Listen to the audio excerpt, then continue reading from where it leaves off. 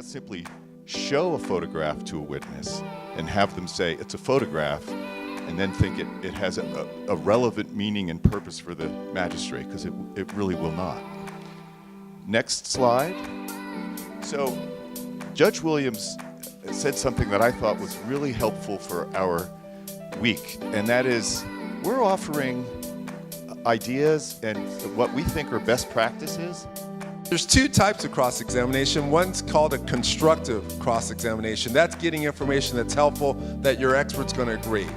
And it usually starts with questions like, Doctor, you would agree that the 13-year-old girl can be exhausted for a variety of reasons, We've got right? 3 very experienced judges standing here. You must all have tricks you can share about how you make sure you get your judgments done. Well, that's why I was saying you have this template that Liz was talking about. That's why I'm saying when I was a trial judge, I had to organize each area in a case that I had done. And of course, the first time I did a case like that. Don't procrastinate like Hamlet, to be or not to be. There's nothing like a perfect judgment. And a lot of people who write perfect judgments are the people who delay. The best thing is to take out your first draft. Then you can... Or, as your law says, any means. It doesn't matter how they did it. How did they recruit the person? How did they transport them? As in the problem that you just saw, right? Grace, the victim here, was brought to Tanzania. When you're structuring your judgment, you're going to set out your statements of issues or points for determination.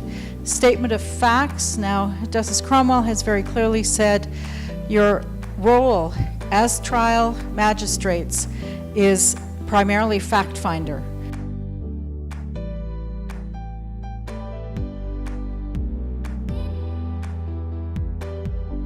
It is very difficult when you have to work with someone who's not trained in the law, and it's very difficult for them to understand how the process works and to navigate the system. So use that to basically tell your story, but never forget that the bottom line is that you need to prove those elements, because that's what the magistrate needs to write in the final judgment. Okay, so let's move into some common aggravating factors that are in your law, including premeditation, working in gangs, recognizing that gang involvement or multi-group involvement has more strength because of that mentality that emboldens an individual to commit a crime, using a weapon, offenses involving a position of trust. We've mentioned this a million times.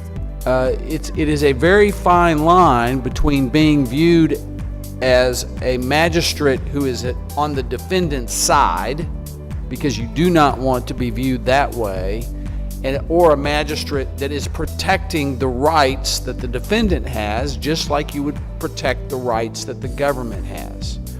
And so there's no question when I have Most of the materials are printed through Thomson Reuters, pro bono at no cost to us. We couldn't have had so many materials that you have available to you without them. And they've also donated a platform for us to use. Afterwards, you'll be able to access the videos and also the course materials, the mock case file, the RRCs, the rapid reference cards. So